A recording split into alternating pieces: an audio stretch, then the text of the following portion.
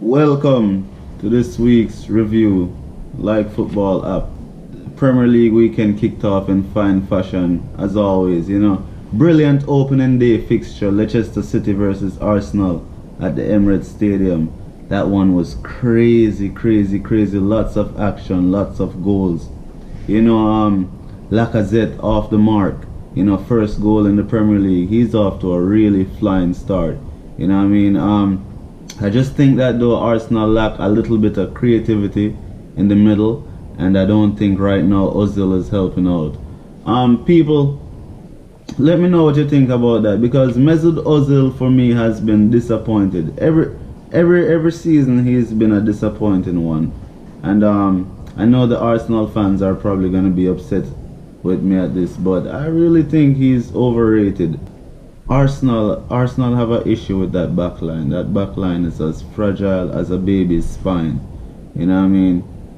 Three in the back, I don't think it works well for Wenger, but nonetheless, Arsenal get 3 points, and they couldn't have asked for a better opening day. Leicester put up a really good fight, but in the end, Arsene Wenger, he made two subs that really changed the impact of the game. Ramsey and Giroud, both of them got goals, so credits to Arsene Wenger for that. Moving right along, the second game in the Premier League. Oh my goodness, that was a headache for me because I'm a Liverpool fan, and I've seen Liverpool do this time and time and time again, where we're just not good enough versus the smaller teams. I bet if the opening fixture was against a team like Spurs or Manchester City, we would have probably got 3 points. But because it's Watford, we decided to slack. So before I even go any further, credit to Watford. They really played a really good game, and that midfield was so energetic that, oh my goodness, I don't even know where to start for Liverpool. For Liverpool, the midfield was just horrible.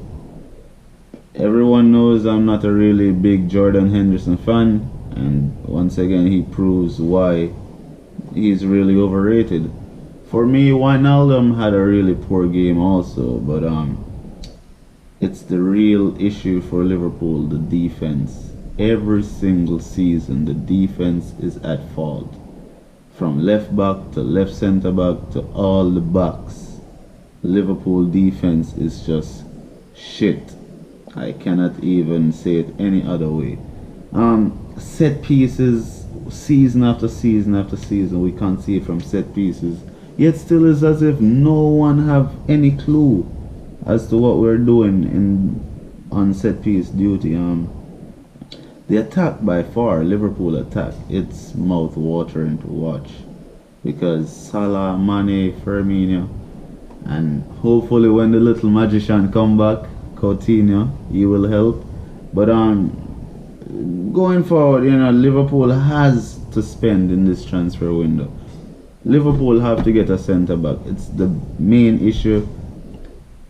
If I was the manager, if I was in charge, I would have been signed Van Dijk. For midfield, I think we need a central defensive midfielder, just to anchor and protect that back line, and even help out on set pieces going on. So congrats to Watford. The new manager came in trying to turn things around a little bit, but I really believe they'll have a good season. It's only up from here after they stunned Liverpool. Stunned. Well, peeps, Coutinho sending a transfer request on Friday, and we're really hoping that the club won't let go of him. We cannot afford to let go of Coutinho right now, because if you check it, if you put Coutinho in that midfield behind that front three, then you'll have creativity in there. Without Coutinho or Lallana, he's out injured right now, there is no creativity in the midfield. So Liverpool definitely lacking in that area. Which other big match play? Chelsea. Whoa, Chelsea versus Burnley. That match was the real surprise of the weekend. No one was expecting Burnley to come away with 3 points.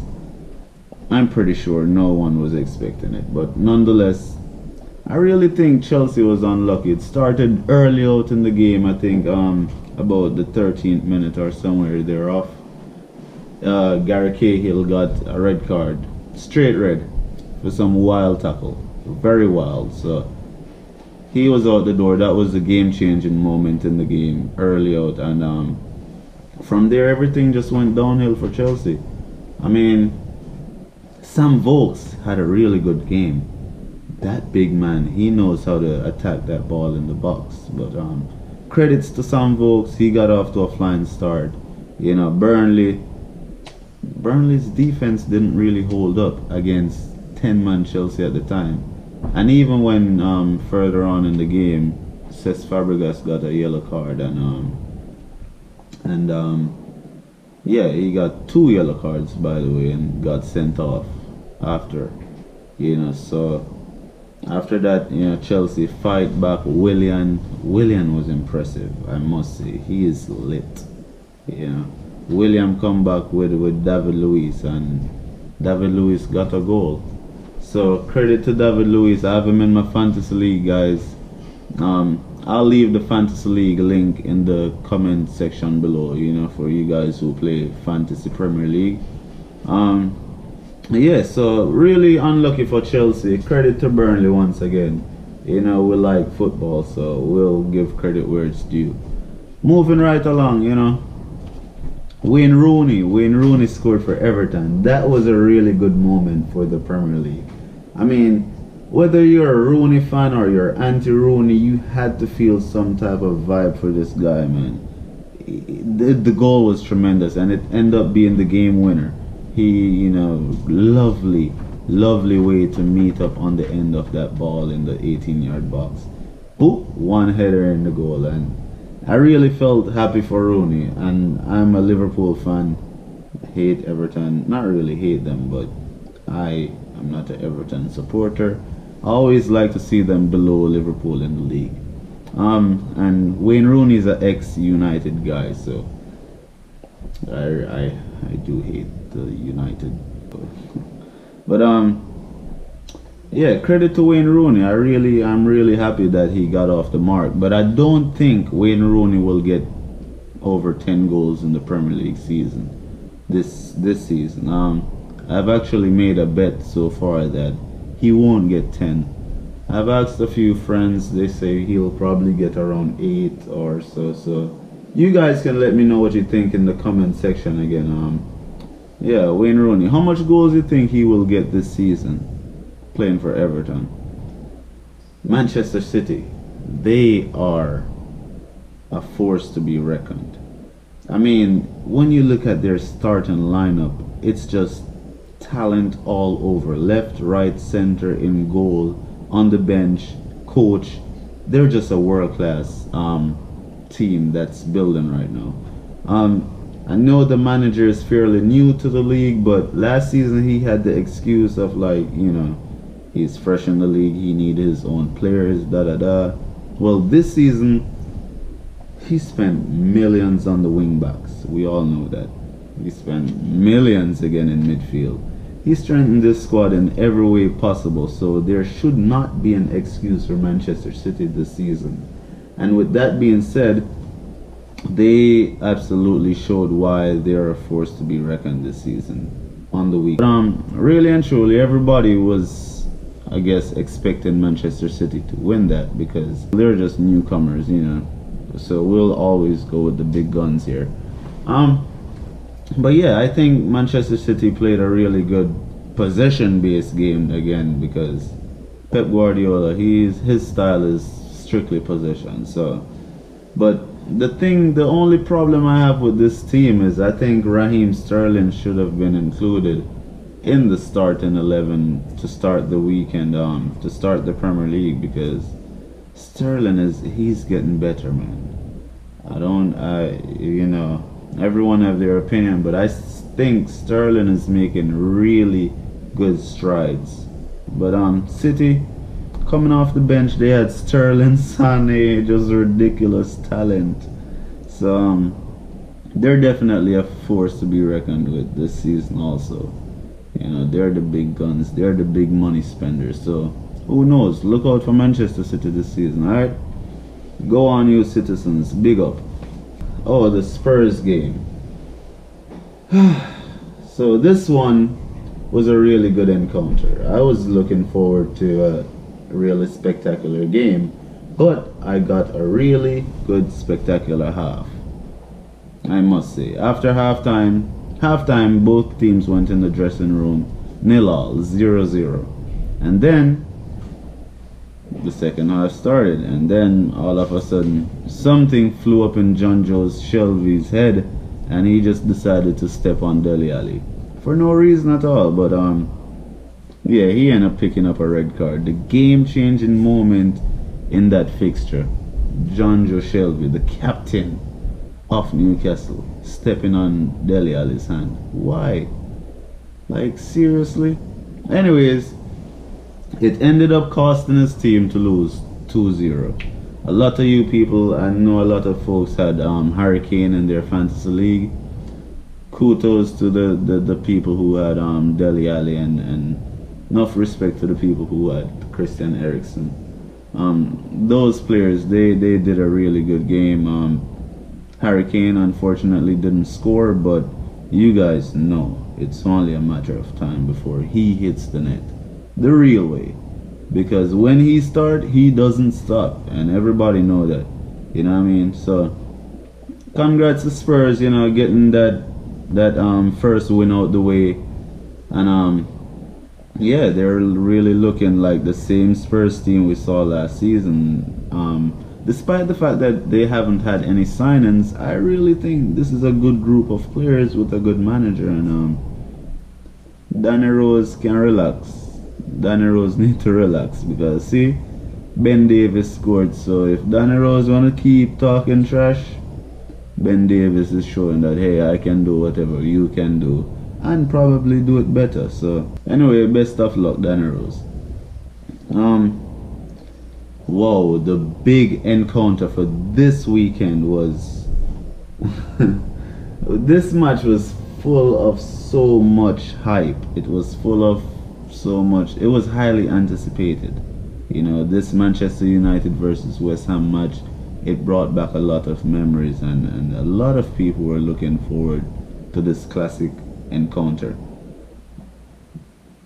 So, you know, starting out, Jose Mourinho, he started with a strong team, I must say. This team on paper is solid, and I'll even go as far as saying they can win the league.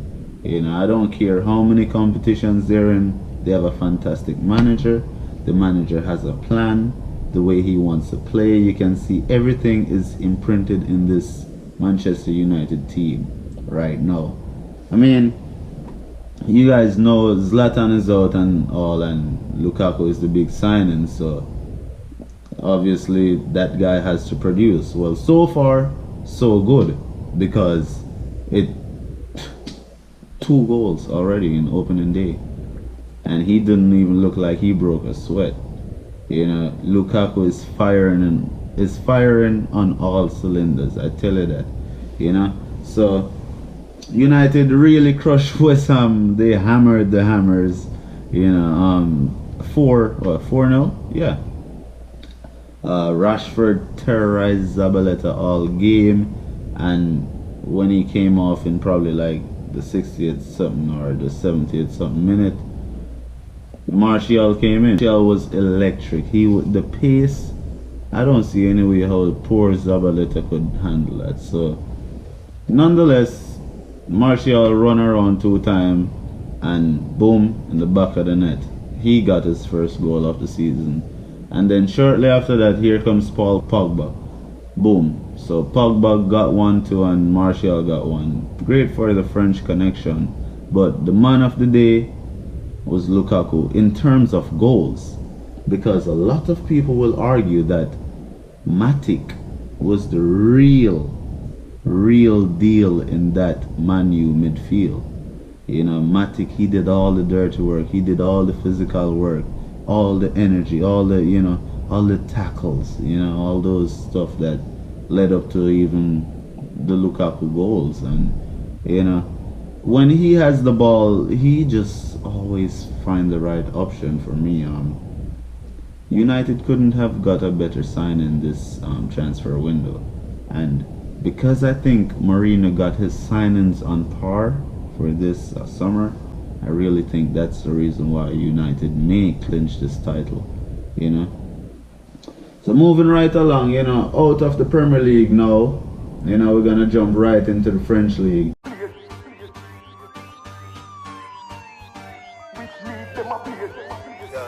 So this weekend, for those who watch the French league, you saw Monaco, you know, in a thrilling encounter.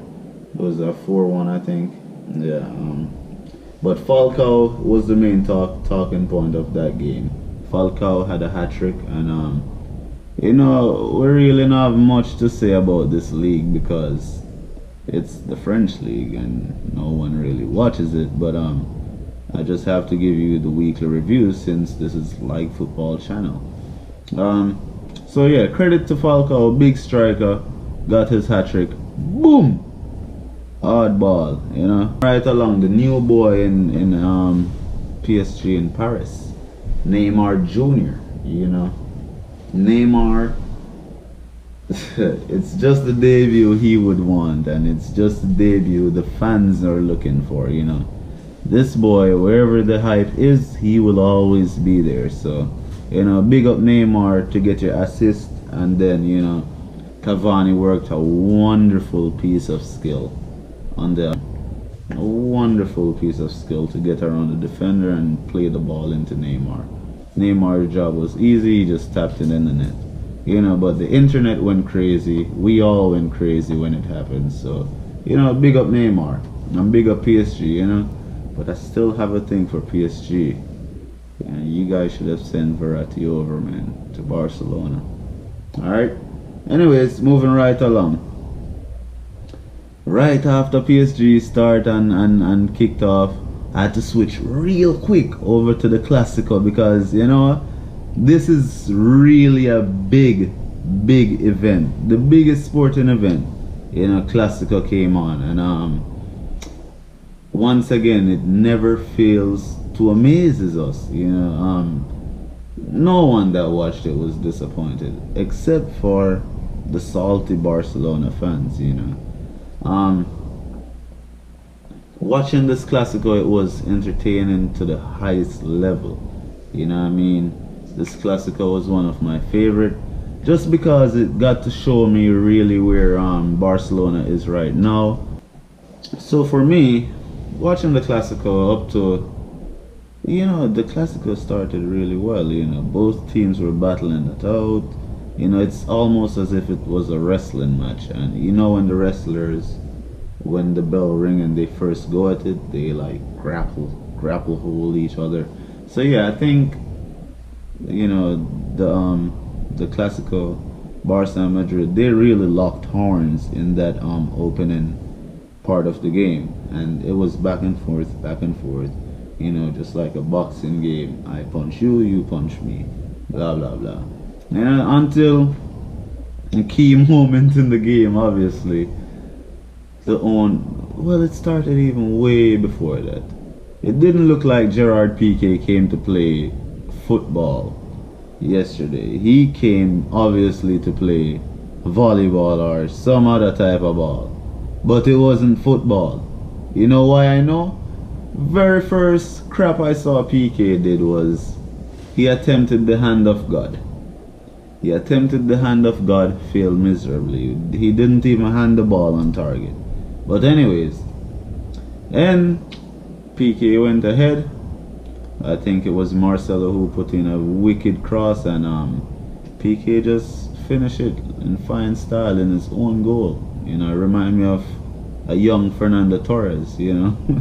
But yeah, Piqué really sell it yesterday, people. Piqué sell it big time, and he was scrappy in his tackling, he was scrappy all over. So Piqué, very poor performance. I cannot save you today, bro. You gotta give the social media a break, and that's why I'm here to take it up for you. Alright? Who else was poor? De La was poor. Really poor guy. Every time Barcelona got the ball to him, You know how we really look to the Neymar-esque player to, you know, run and take on the defense, take on the wing backs. That was far from the case, because as soon as Danny Carvajal figured out that Delafeu wasn't a threat, he was bombing down the right side. Whoosh, whoosh, whoosh. You know, Danny Carvajal had a... He couldn't have asked for a better opponent, because Delafeu was just timid. He was lacking the confidence. He didn't have the vibe to take the game to them. So yeah, he was just poor, in my opinion. I'm pretty sure the Barca fans on Twitter and all over, they lit him up, you know. And as soon as Denis Suarez came off, no, not Denis Suarez. As soon as Delafeu came off, Denis Suarez came in for him, and Denis Suarez changed the game. You know, Denis Suarez, at least him attack and show a better interest than that worthless player there. So big up Denis Suarez, saying way you tried, son. And you know, one of the things that really set this Clasico off was that Casemiro tackle in midfield there on Messi. When Casemiro come in, he does all the dirty work, bro. I'm telling you, peeps. So Casemiro, he picked up a yellow card, but he was like saying, it was like, when he got the card, he was like, y'all know this is what I do, so why y'all even tripping, you know?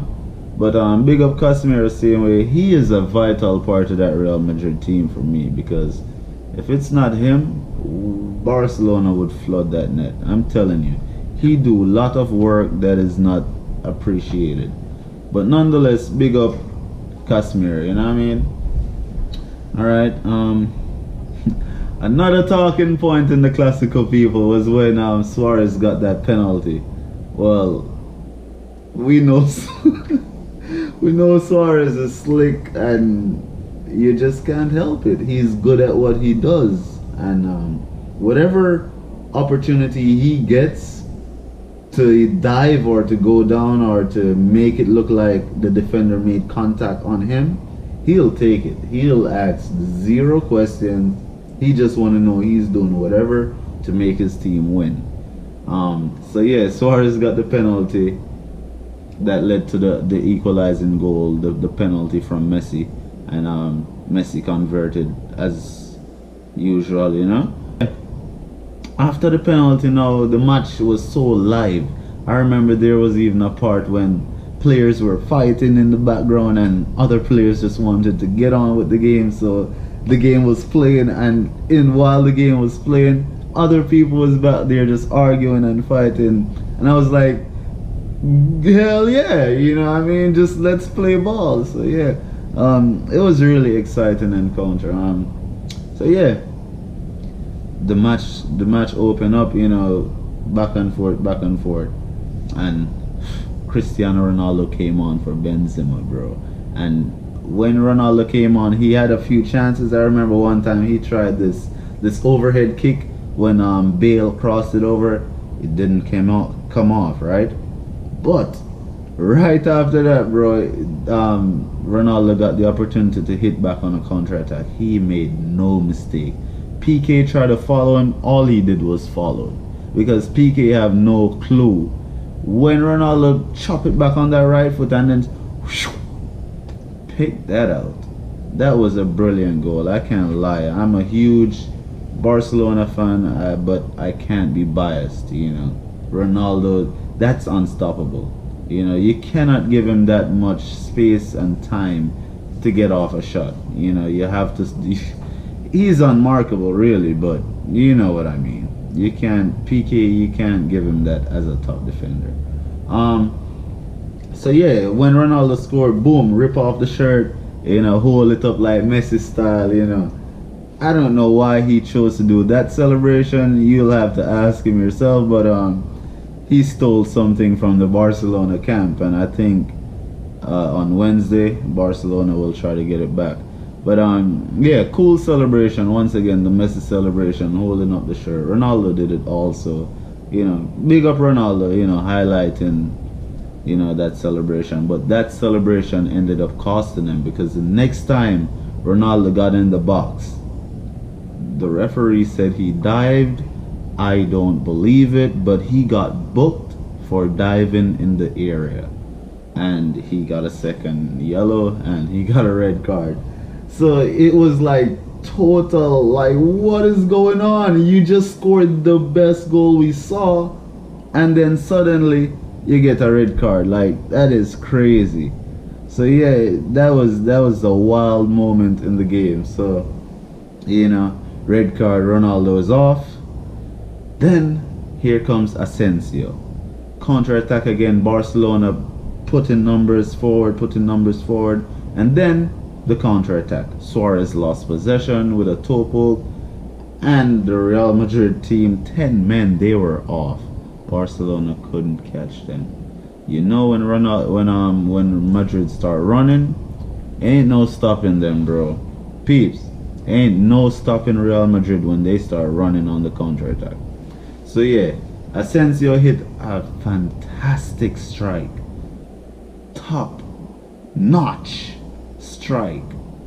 Goalkeeper had no chance. We all know Ter Stegen is really good, and you just don't stop those, you know what I mean? So big respect to Asensio. You know, that's one of my favorite, I mean, actually that's my favorite Real Madrid player, and that's about it, you know.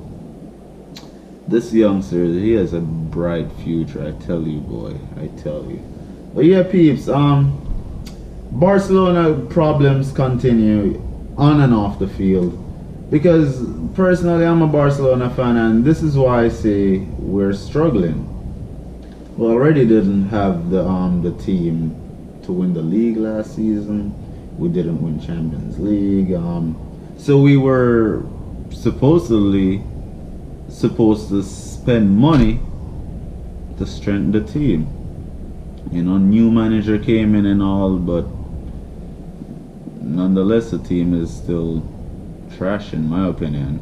We need the right back to replace Alves. We've been needed that player. I mean, we signed Semedo and the season basically didn't start yet, but we'll have to see what Semedo can do this season. But Vidal is definitely not the answer. I know he does well when going forward, but Vidal for right back is not the answer. The club is in a really bad situation, because every time Real Madrid beat us, it's the same reason, I think. It's always Real Madrid make these wonderful substitutions that has pace, and they always just do us on the counter-attack. Sergio Busquets for me is always too slow to catch up to anyone that breaks on a counter-attack. So for me, he doesn't even bother to run back. So we have to fix that area. And how do we decide to go about fixing it? We signed Paulinho. So that transfer actually was made official today. Paulinho came in from the Chinese league. I don't even know the name of the team, but yeah, he came from the Chinese league. 40 million euros, I think. And that was announced today, and it's official. So he is officially a Barcelona player. For me, the main priority is to fixing that left wing situation. Delafay is absolutely a big X, wrong bang, as Jamaicans would call it. You know, he just don't get the ticket. But yeah, we have to fix that area, and we also need to strengthen the bench, because even previous seasons, Barcelona we only have the starting 11, and now we don't even have a starting 11. So we just got weaker. So hopefully with not Fabinho, Paulinho coming in, hopefully we can, you know, strengthen that midfield a bit more, just so we can be, just so other teams don't counter-attack us every single time and score. And Real Madrid have been doing it since the past, probably since Zidane came in. So that pace is killing us in midfield, I'm telling you. But yeah, peeps, this week I'm really angry at Liverpool right now, and I'm angry at Barcelona. So there will be more videos to come. Please remember that tomorrow Liverpool will be playing the Champions League qualifier, against Hoffenheim. That's Roberto Firmino's ex-club.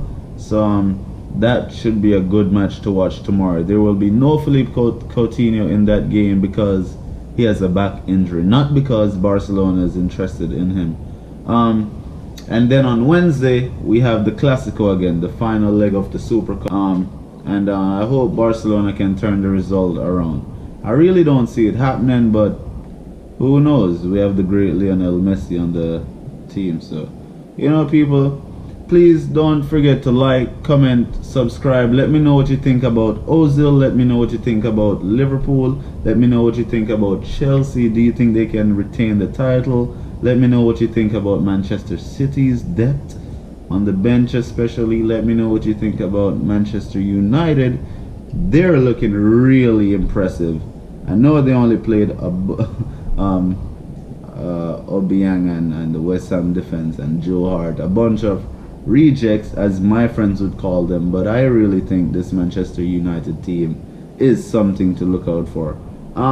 Let me know what you think about Ronaldo's 5-match ban, because Cristiano, after he got the red card, yeah, he did push the referee and he got a 5-match ban. We heard that news today. So let me know what you think about that. A lot of people are saying he should have got banned for the dive and banned for his attitude. A lot of crazy comments online, but peeps, just let me know what you think about that. Alright, so yeah, next week the same time you guys will all be seeing me again, and a lot of good fixtures are coming up. I will review all of them on this Like Football channel. So once again, enough respect. Like Football weekly review. I'm out.